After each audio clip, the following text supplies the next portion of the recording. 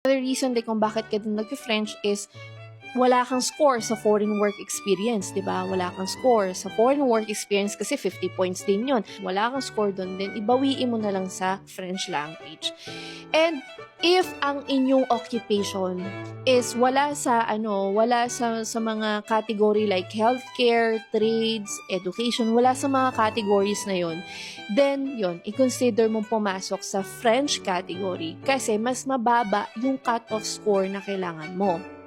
So, instead na, kumbaga, 500 or 479 points ang kailangan mo, then, pag nasa French category ka at nabot mo ang CLB7, ang kailangan mo minsan nasa 300 lang, 379, minsan din 400, like 450, ganun. So, mas mababa kaysa dun sa mga ibang categories and sa, of course, sa general draw. Kasi ang general draw right now is nasa 500 plus.